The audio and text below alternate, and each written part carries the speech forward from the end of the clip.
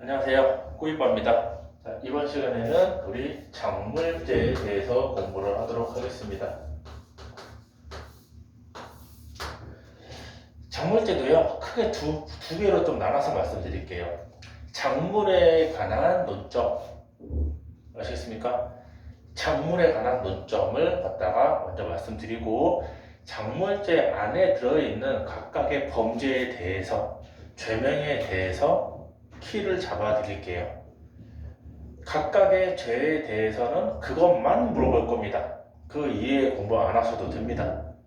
아셨습니까? 그러면 우리 작물제에 대한 기본적인 논점을 먼저 좀 잡아볼게요. 여러분, 작물이 뭔가요? 작물.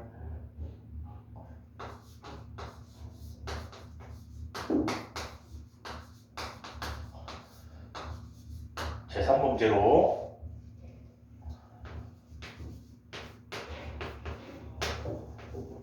취득한 재물을 갖다가 우리 작물이라고 합니다.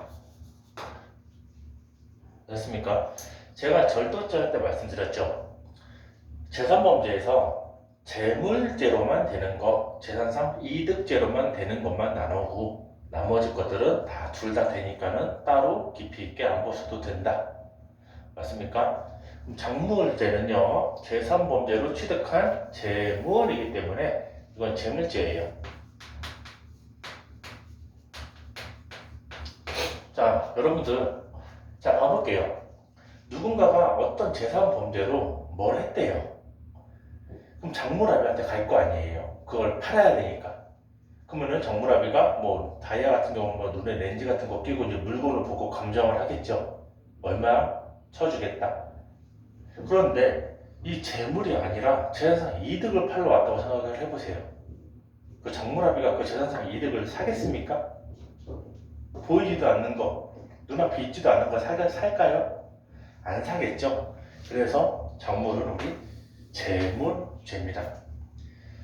아시겠습니까? 자, 그런데 우리 시험 지문에 만약에 제3범죄로 취득한 재물 이렇게 나오면 맞는 질문이에요. 그런데 제3범죄로 취득한 게 전부 다 될까요? 아니라는 거죠. 그래서 나누라는 겁니다.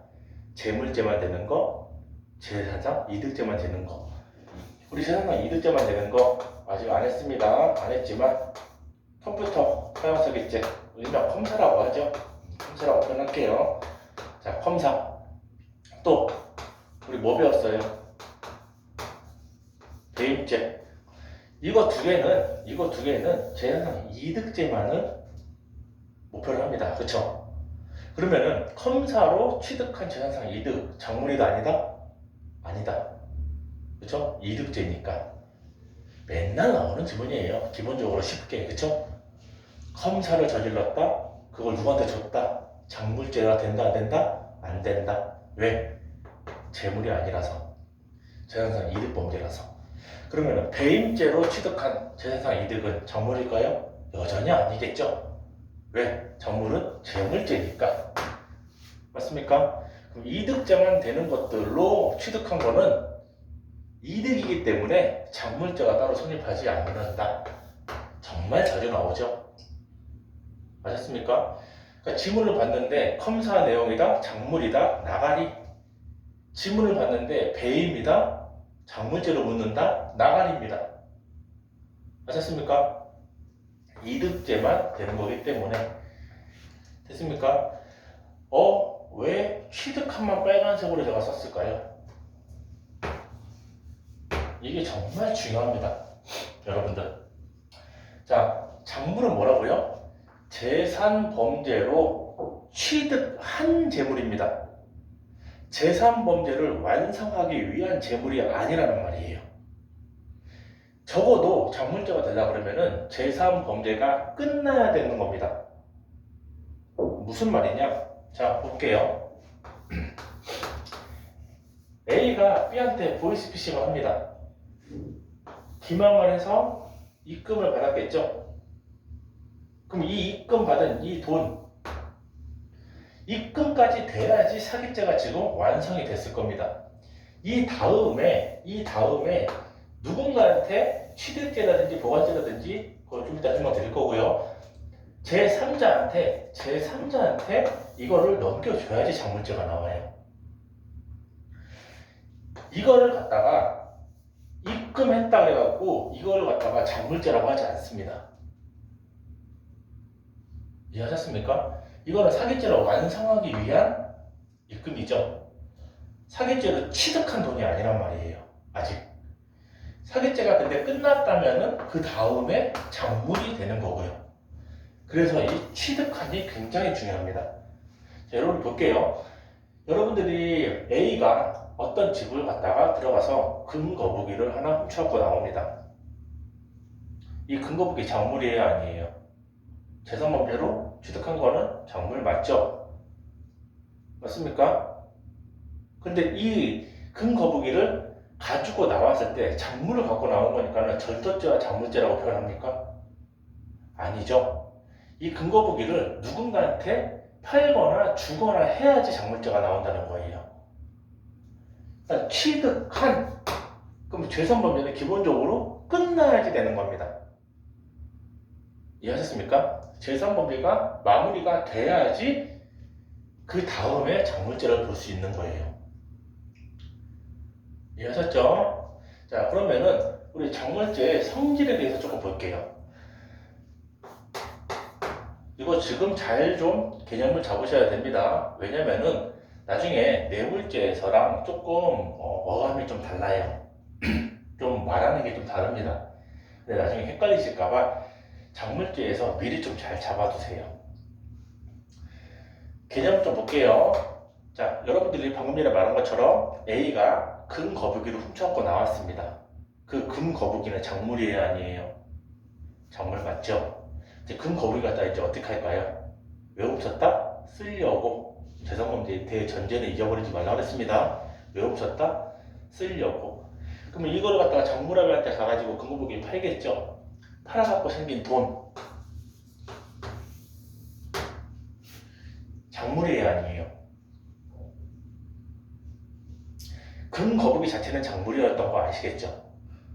근데 금거북이를 팔아갖고 생긴 이 돈, 작물일까요, 아닐까요? 이거를 갖다가요, 뭐라고 표현하냐면요, 대체 작물이라고 표현을 합니다. 금거북이를 돈으로 바꿨으니까는 대체된 작물. 그런데 여러분들 대체 작물이 지문에 나오면요, 이거 작물 아닙니다. 이해하셨습니까? 지문에 자주 등장을 해요. 뭘로 팔았다, 돈으로 바꿨다. 이거는 작물 그 자체가 아니라 대체 작물이라고 합니다. 이 대체 작물을 돈을 갖다가 누군가한테 줬다고 해가지고 그 사람이 작물 취득죄라든지 작물 보관죄 이런 작물죄가 등장하지 않아요.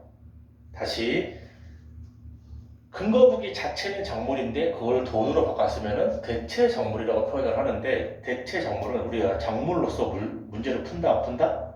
풀지 않습니다. 대체 작물은 작물이 아니다라고 생각하고 문제를 접근하셔야 돼요. 아셨죠? 꼭 좀 해주시기 바랍니다. 그리고 뇌물죄랑 좀 헷갈리는 게 뭐냐면은, 뇌물죄 다음에 설명할 거고요. 만약에 여러분들이 돈을 1000만 원을 수표로 하나 훔쳤어요. 그거 작물이 아니에요. 작물 맞죠? 근데 그거를 은행에다가 넣어놓고 100만 원씩 인출해서 씁니다. 이해하셨나요? 그러면 이 100만 원씩 인출해서 썼으면은 처음에 제가 입금한 1000만 원은 아니죠. 이런 거 갖다가 물리성이 깨졌다고 합니다. 물리성이. 왜? 물리성이 안 깨졌다는 말은 무슨 말이냐?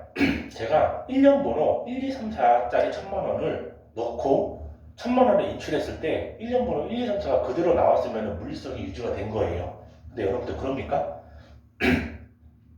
지금 당장 은행에다가 입금해놓고 인출해서 돈을 빼도 여러분들이 입금한 그 돈이 안 나와요. 같은 금액의 돈이 나오는 거지.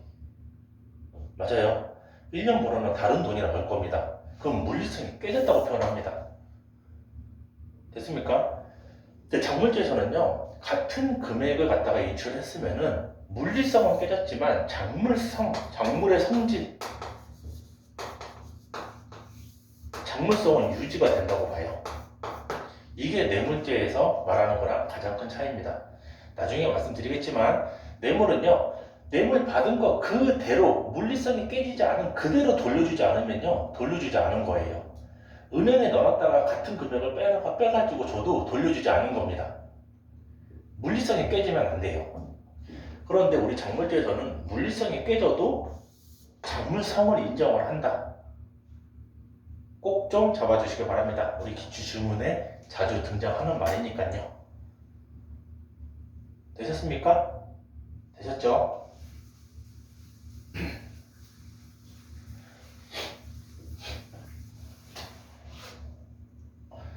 작물의 기본적인 개념을 이 정도만 알고 계시면 됩니다. 결국 우리가 작물제에서 나오는 기출 질문들은요, 작물제에서 각각의 죄명의 시험 문제 나올 거예요.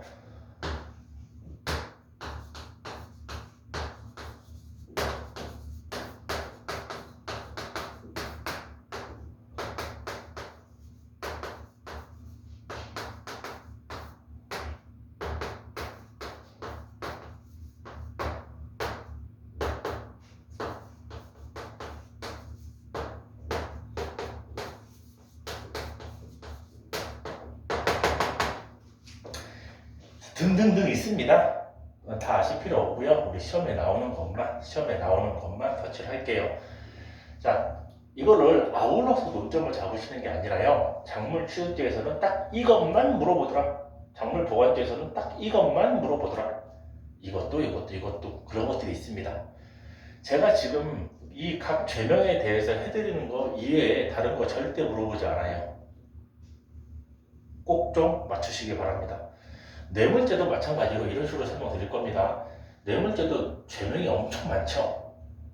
맞습니까? 뭐 수뢰죄부터 해갖고 뭐 제3자 뇌물공여죄, 뭐 증뇌물 전달죄, 뇌물약속죄, 사전수뢰죄, 사후수뢰죄, 뭐 죄명 많습니다. 그거를 전체적인 논점을 잡는 게 아니라요. 그 죄명에서 물어보는 게 딱 정해져 있어요. 딱 그것만 아시면은 딴 거는 절대 때려 죽여도 물어보지 않습니다. 그 죄명에서. 이렇게 공부하시면 훨씬 쉬워요, 여러분들. 자, 볼게요. 그럼 작물 취득제에서 여러분들한테 시험 문제에서 물어보는 건 뭐냐? 작물을 취득할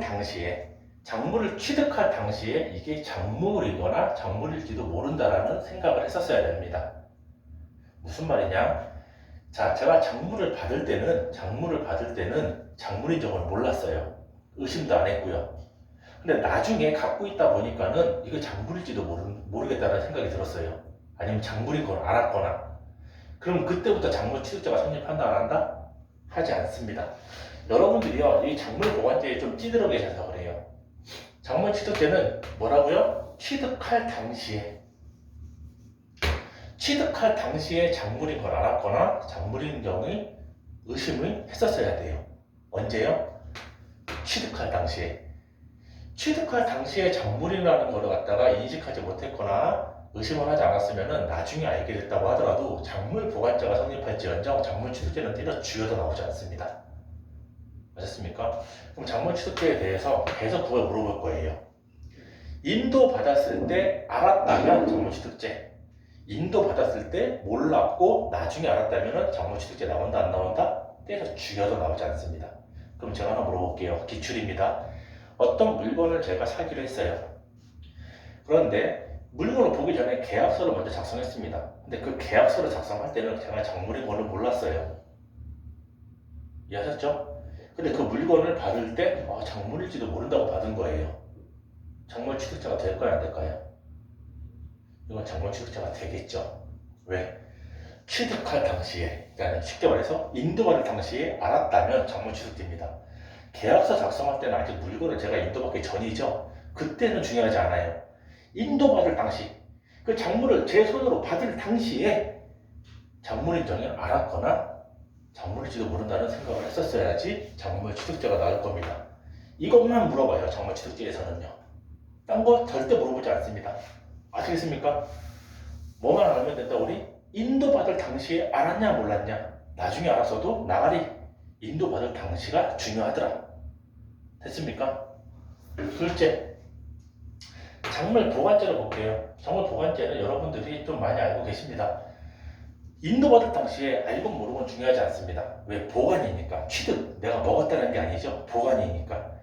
인도받을 당시에는 제가 작물인 거를 갖다가 몰랐어요. 근데 나중에 알게 됐다. 그러면 알게 된 때부터 작물 보관죄가 성립을 합니다. 이해하셨습니까? 다만 알게 된 때부터 작물 보관죄가 성립하는데 여기에서 한 지문이 우리 더 나오죠. 만약에 얘가 적법한 점유자라면, 자 예를 들어서 그 작물을 제가 보관을 하면서 돈을 빌려준 거예요. 근데 그 작물을 받을 때는 작물인 점을 몰랐습니다. 근데 나중에 알고 보니까는 작물인 거를 제가 알게 된 거예요. 그렇다고 그 물건 돌려줍니까? 그럼 제 돈은요? 제 돈을 변제받을 때까지는 작물일지라도 제가 그거를 적법하게 보관할 수 있는 지위에 있어요? 없어요? 있죠. 이 사람 작물 보관자로 처벌하면 되겠습니까? 안 됩니다. 그러면은 우리 작물 보관자 있으면 딱 두 가지 물어볼 거예요. 그렇죠? 인도받을 당시에 알았는지 몰랐는지 중요하지 않더라. 나중에 알았을 때 그때부터 작물 보관자가 성립을 하더라. 그런데 나중에 알았을 때도 작물 보관자가 성립을 안 하는 경우가 있더라. 언제? 이 적법한 보관자일 때, 적법한 점유자일 때, 전담법자라든지 작물을 보관하고 돈을 빌려줬다라든지. 아셨습니까? 이것밖에 안 물어봐요. 간단하죠? 우리 그럼 작물 취득제 문제, 작물 보관제 문제 다 풀 수 있습니다. 맞습니까? 더 쉬워요, 이게. 작물 운반제는 뭘까요? 작물인 거 알고서 운반해줬으면 운반제예요. 차량을 훔쳐왔다? 그 차로 운전해줬다. 훔친 차인지 알았다? 작물 운반제. 이거 말고 운반제에 대해서 물어보는 책은 없죠. 자, 다만 우리 알선제, 제가 중요해서 덧붙이는 게 아니라요. 작물 알선제뿐만 아니라 모든 파트의 알선제의 공통입니다. 여러분들 어디의 파트에도 상관없이 이 알선이라는 죄명을 물어보면요, 항상 이것만 생각하세요. 조인, 연결시켜줬다. 연결시켜주면 그냥 기수입니다. 알선제는 연결시켜주면 끝나요. 그 계약이 연결된 다음에 완성될 필요 없고요, 성립될 필요 없고요, 만났을 필요 없습니다. A랑 B를 제가 연결만 해주면 그냥 알선제는 끝납니다. 아셨습니까? 그러면 작물을 누가 저한테 팔아달라고 그래요. 살 사람을 구해달라고 합니다. 그래서 제가 A랑 B랑 연결시켜줬어요. 야, 얘한테 가서 팔아. 너 얘한테 사면 돼. 그런데 아직 계약 전이죠. 저는 알선제 끝났습니다. 약취유인죄도 마찬가지입니다. 약취유인죄에서도 만약에 제가 영리 목적 약취유인죄라 그래가지고 제가 부녀자를 갖다가 납치했습니다. 납치해가지고 이제 유흥주점 나 팔라고 하니까 아는 유흥주점이 없는 거죠. 그 브로커한테 제가 소개시켜달라고 해요.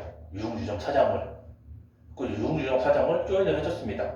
그래갖고 이 납치한 여자를 팔러 가는데 경찰한테 잡혔다는 판례가 있죠. 알선죄는 끝났습니다. 기수예요. 거래가 성립됐건 안 됐건 중요하지 않습니다. 아셨습니까?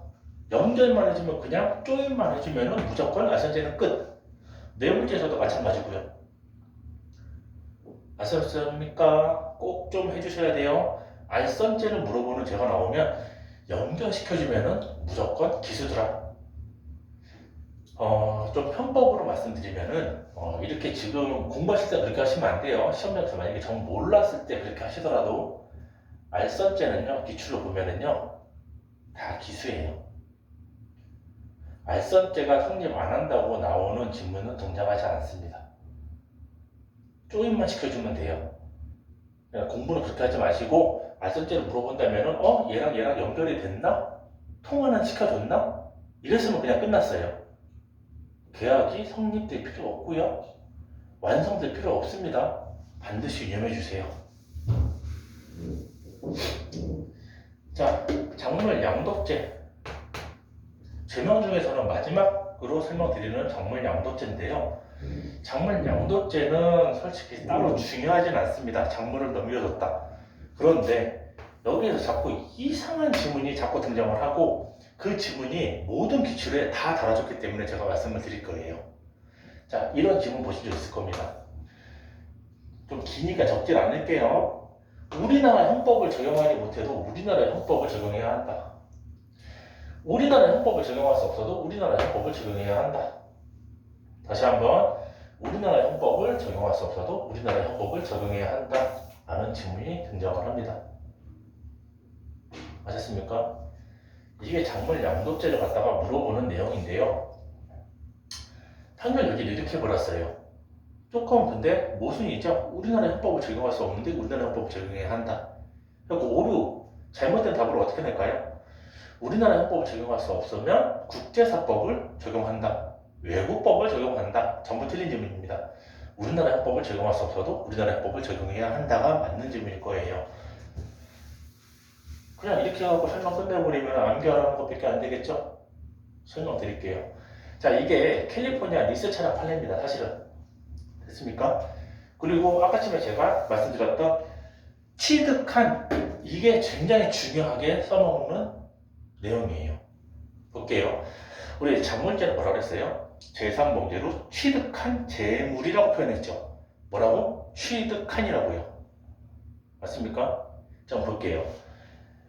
캘리포니아 외국에서 리스 차량을 밀수를 해가지고 대한민국으로 갖고 들어옵니다.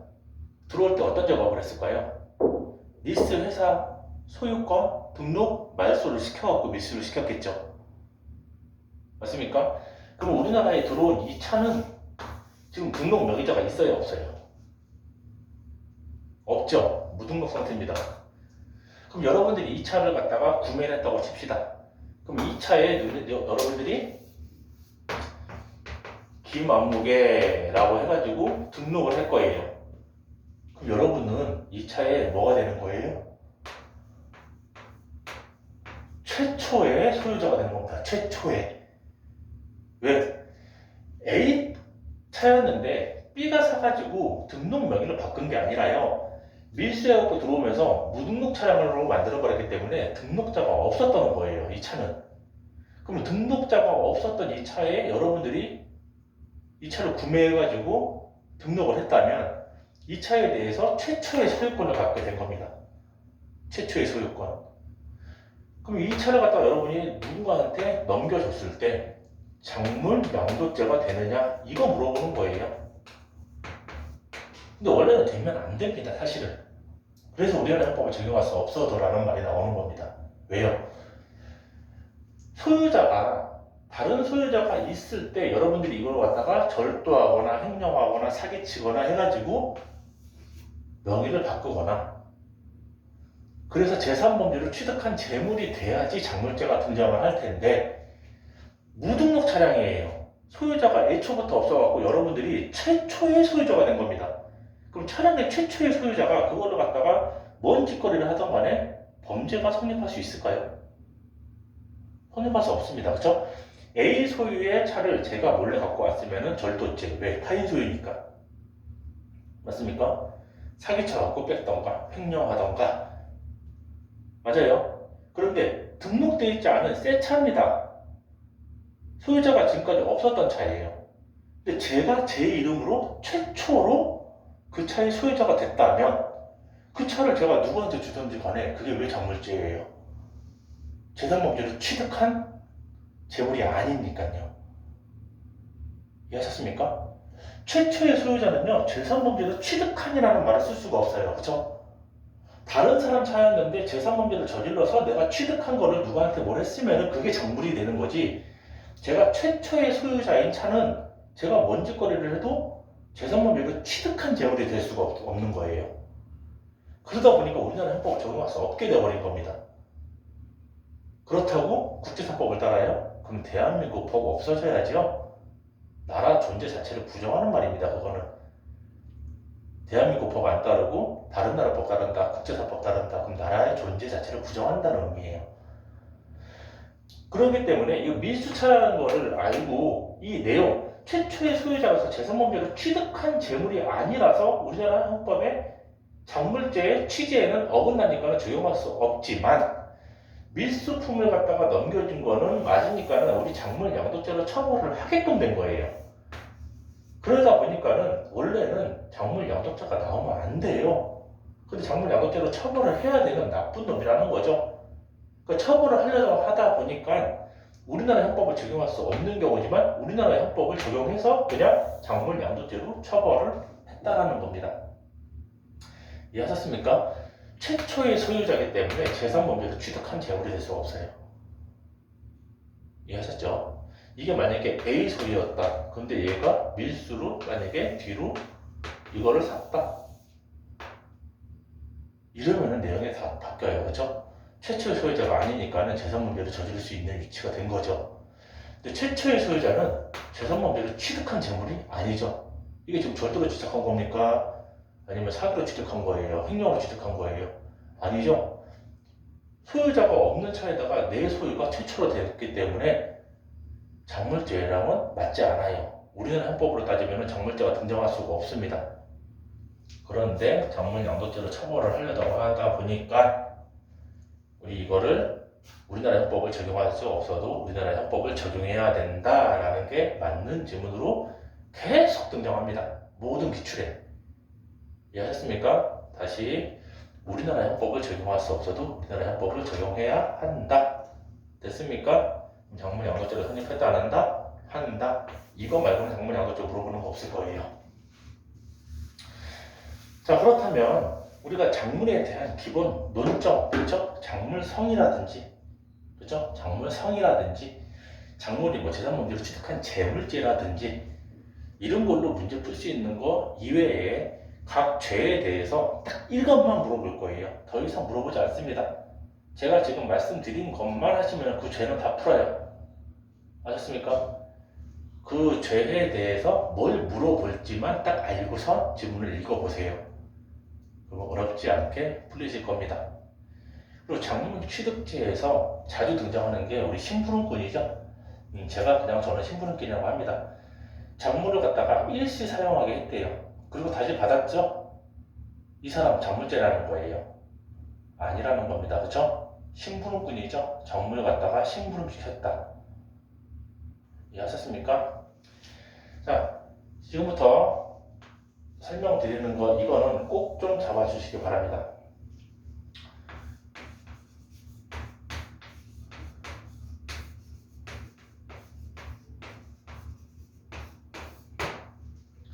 이것만 봐도 무슨 말씀인지 아시는 분들은 공부가 조금 돼 있으신 거고요. 아니면 설명 좀 잘 들으셔야 됩니다. 여기서 말하는 본범은 누굴까요? 제3범죄를 취득한 게 재물이 작물이기 때문에 이 본범은 제3범죄자입니다. 제3범죄자. 이 본범은요, 작물범이 때려 죽여도 나올 수가 없어요. 아까 말씀드렸던 거랑 똑같은 겁니다. A가 어느 집 가서 근거부기를 훔쳐갖고 나왔다. 그럼 절도죄예요? 절도죄야 작물죄예요? 절도죄죠? 왜? 본범이니까. 자, 이번에는 A, B가 같이 들어가서 근거부기를 갖고 나왔다. 근데 B가 갖고 나온 거예요. 그 다음에 A한테 준 겁니다. 네, 이번에는 네가 써라. 내가 저번에는 좀 많이 챙겼으니까 이번에 이 근거부기는 네 가져라. 그럼 A 작물죄가 될까요? 안 될까요? 안 된다는 말입니다. 이거는 자기네들끼리 배분에 관한 문제예요. 둘 다 죄는 뭐예요? 특수 절도죄. 맞습니까? 둘 다 정범, 본범이죠. 이해하셨어요? 둘이 주고받은 거는 작물죄 나온다 안 나온다? 때려 죽여도 나오지 않습니다. 아셨습니까? 자, 그러면은 우리 기출 시험 문제를 풀기 위해서는 이 본범, 정범, 합동범 이 개념을 좀 아셔야 돼요. 어디까지가 작물범이 안 나오냐? 정범은 당연히 안 나오겠죠? 갖고 들어가는 놈이니까. 들어가서 근거부기를 갖고 온 놈이니까. 누구도 안 나올까요? 합동범. 합동범끼리 주고받은 것도 작물죄 때려 죽여도 안 나옵니다. 왜요? 특수절도죄 합동범이 아니에요. 합동범 맞죠? 얘네 둘이 주고받은 거 작물죄 묻는다 안 묻는다? 묻지 않는다. 합동범도 배분의 문제입니다. 또 누구 물어볼까요? 우리 공동정범. 얘가 혼자서 근거부위 가지고 들어가고 얘는 망보고 있었대요.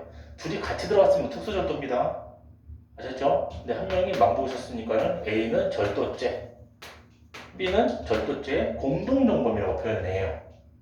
같이 들어가진 않았으니까. 근데 정범은 정범 맞죠? 그 짓거리는 기능을 하나 역할을 맡아갖고 같이 한 놈이니까. 얘네들끼리 주고받은 거 여기에만 제한이 됩니다. 본범, 그 범행을 한 사람, 정범 말하는 거겠죠? 이 정범은 정벌죄를 묻지 않아요. 그리고 또 합동범, 누구한테 줬다고 하더라도 합동범 관계에 있거나 공동정범 관계에 있는 사람들끼리 주고받은 거는 작물죄가 따로 성립하지 않습니다. 제3범죄로 취득한 재물이어야 돼요. 그쵸? 근데 지네들끼리 나눠 먹은 거죠. 이해하셨습니까? 지들끼리 나눠 먹은 거예요. 이거는 따로 작물죄가 성립하지 않습니다. 이 이외에 제3자한테 작물죄가 나와야 된다는 말이에요. 이해하셨습니까? 꼭 좀 이해해 주셔야 되고. 자, 우리 작물죄 마지막으로 우리 친족성립의 규정에 대해서 보고 마치도록 하겠습니다. 작물죄는요, 우리 친족성립 규정이 두 가지로 나눠서 보셔야 돼요. 절도죄 복습할까요? 누구랑 누구랑 있어야 돼요? 소유자, 점유자. 횡령죄는요, 소유자, 위탁자. 맞습니까? 자, 사기죄는 재산상 피해자랑만 있으면 되는데 아직 사기죄 나가기 전이니까 작물죄는 두 가지로 나눠서 공부를 할 겁니다. 첫째, 누구? 작물범이랑 본범이 직계 관계에 있는 혈족이라든지 이럴 때, 또 작물범이랑 피해자가 이 직계 혈족 관계에 있는 관계일 때, 나 동거하고 있는 친족일 때, 또 동거하지 않는 친족일 때, 이렇게 나눠서 공부를 할 거예요. 뭐 사촌 이내에 동거하지 않는 이런 거에 초점 맞추지 마세요. 사촌, 육촌이라고 이렇게 내거나 그러지 않습니다. 절대로. 아셨습니까? 옛날에요. 2000년도 초반에 민법 문제처럼 한번 나온 적이 있었어요. 촌수 따지는 거. 촌수를 따질 줄 알아야지만 이게 문제가 쉽게 풀릴 수 있는 게 있었어요. 근데 그거 한 번 등장하고 그 다음부터 등장하지 않습니다. 제가 시간 되면은 촌수 따지는 거 한번 가르쳐 드릴게요. 이거는 따로 하지 않겠습니다. 자, 여러분 오늘 제가 숙제를 드릴 거예요. 자, 필요적 감면, 필요적 감경, 임의적 감면, 임의적 감경. 인터넷을 보시던 책을 보시던 어떻게 써든지 그거는 암기하셔야 됩니다. 형의 양정 파트 문제만 풀기 위해서 하는 게 아니라요. 그거를 못 외우고 있으면은 다른 파트도 문제를 못 푸는 문제가 굉장히 많아요. 이거를 모르고 시험장에 들어간다는 거는 말도 안 되는 소리입니다.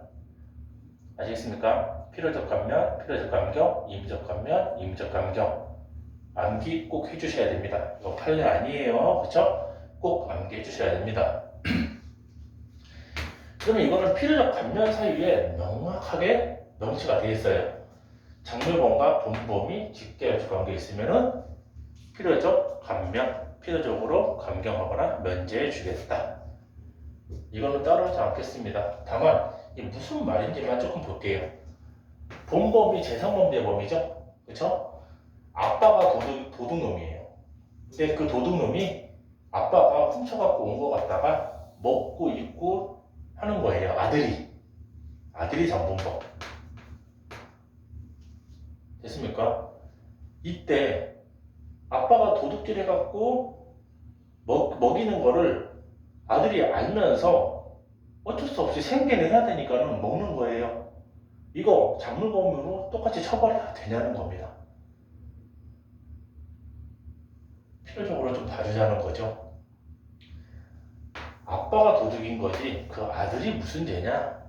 좀 이런 뉘앙스예요. 아셨습니까? 그럼 작물범이랑 본범은 우리 필요적 감면이다. 이것만 하는 게 아니고 그거 4개 다 외우셔야 됩니다. 그건 꼭 알고 시험장 들어가셔야 돼요. 이것만 좀 볼게요. 작물범이랑 피해자 관계. 자, 이런 경우가 있을 겁니다. 재벌집에서 아들이 망난이야. 그러니까 아빠가 재산을 안 물려주겠대요.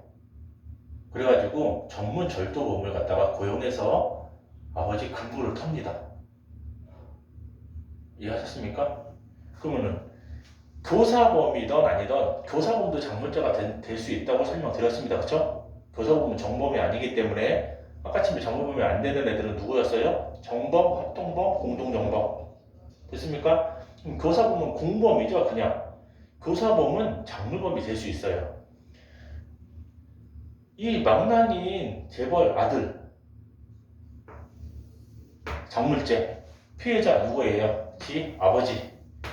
그죠? 그럼 아버지랑 지 작물범이랑 이런 관계가 성립될 수 있습니다. 그런데 전문 절도범을 고용해서 한 거지 얘가 훔친 거랑 똑같다고 봅니다. 아빠 거를. 그쵸? 그러면 직계협조 관계 있을 때는요 그냥 면제예요. 친족관계를 그냥 직접 훔친 거랑 똑같습니다. 다만 동거하지 않는 친족, 뭐 사촌이라고 하는데 무시하시고 동거하지 않는 친족의 경우에는요 이걸 친고죄로 바뀌어버립니다. 친고죄가 뭐예요, 여러분? 고소가 있어야지만 처벌할 수 있는 범죄를 친고죄라고 표현합니다. 아셨습니까? 자, 다시 작물범이랑 피해자랑 관계가 직계혈족이더라. 그럼 어떻게? 면제한다. 동거하지 않는 친족이다. 그러면 친고죄로 바뀐다. 이거 짬뽕이하고 시험 문제 자주 나오니까는 꼭 따라잡아 주셔야 돼요. 작물범과 본범은 우리 필요적 감면. 이것밖에 없어요. 친고죄 규정이 없습니다. 이것밖에 없어요. 됐습니까? 작물범과 피해자는 직계혈족은 면제, 동거하지 않는 친족은 친고죄. 그럼 여기 숨어있는 거 한번 봅시다. 동거하는 친족은요 일로 가는 거예요. 됐습니까? 그리고 직계혈족은요 동거 여부를 따지지 않습니다. 여러분들이 노량진에서 원룸이나 고시원 얻어갖고 나와 있어요. 지금 같이 동거하고 있습니까? 아빠랑? 아니죠. 그런데 하루 본가 가가지고 아빠 지갑에서 돈 훔쳐갖고 나왔어요. 그럼 친고죄예요? 아니라고요. 직계혈족은 동거 여부 따지지 않습니다. 그냥 무조건 면제예요. 이해하셨습니까? 이거 세 개 섞어서 나옵니다. 섞어서 나오니까는 꼭 좀 잡고 가셔야 되는 겁니다. 되셨죠? 친고죄가 뭐예요? 고소가 있어야지 처벌할 수 있는 범죄를 친고죄라고 하더라. 그러면은 여러분들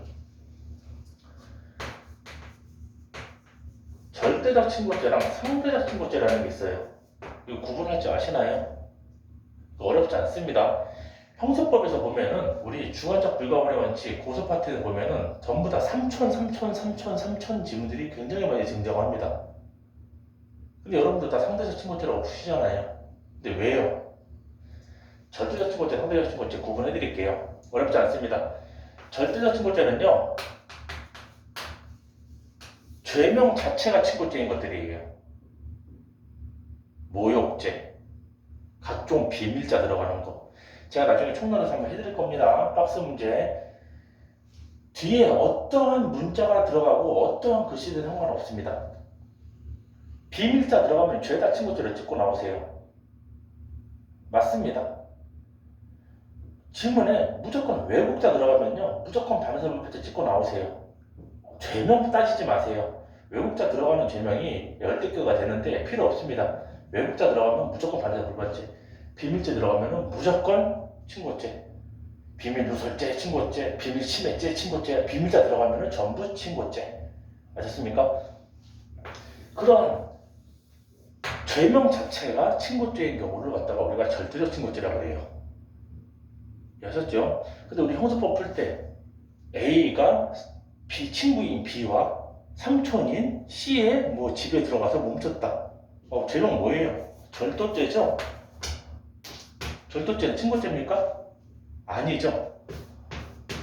절도죄가 친고죄였으면 절대적 친고죄라고 했을 거예요.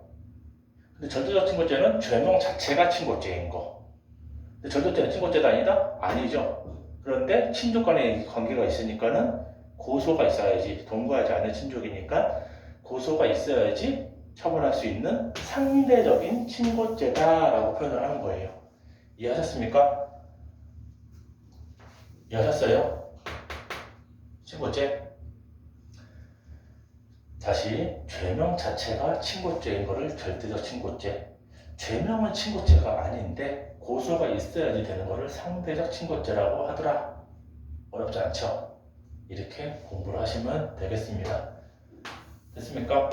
동거하지 않는. 무슨 말이에요? 만약에 A, B가 자매예요. 자매인데 동생이 언니 옷을 맨날 같이 살면서 훔쳐갖고 입었어요. 갖다 팔고 당근에다 팔고. 그럼 뭐다? 동거하는 거니까 면제입니다. 이거는요. 그죠? 근데 언니가 결혼해갖고 형부랑 따로 살림을 살았어요. 이때 이 집 가갖고 옷을 갖고 나와버리면요. 이럴 때 친고죄가 된다는 말입니다. 이해하셨죠? 꼭 좀 잡아두시고 가셔야 됩니다. 자, 필요적 감면, 필요적 감경, 임의적 감면, 임의적 감경은 반드시 숙지를 해주시고요. 그거 모르면은 문제 푸는데 상당히 어려움이 있습니다. 그거를 암기를 다 하셨다는 전제 조건 하에 제가 청론 때 거기에 숨어져 있는 내용에 대해서 설명을 좀 드릴 거예요. 여러분들 예를 들어서 임의적 감면에서 과잉방위 이렇게 외우시는데요. 그렇게 외우시면은 공부량이 늘어버려요. 그냥 과잉입니다. 과잉방위, 과잉자부행위, 과잉피난, 과잉자 들어가는 건 전부 다 임의적 감면이에요. 과잉방위뿐만이 아니라요. 제가 이런 거 좀 잡아드리려면은 기본적으로 여러분들이 일단 암기가 되어 있는 상태에서 조금 잡아드릴 수 있는 부분이니까 꼭 좀 암기를 해주시기 바랍니다. 아시겠습니까? 정문제는 이 정도 하시면은 모든 문제를 다 푸실 수 있으실 겁니다. 딱 한 문제가 안 풀릴 거예요. 뭐 사법고시 문제였던 유지설과 추후건설, 그거는 제가 다음에 정리를 해드릴게요. 아시겠습니까? 어렵지 않습니다.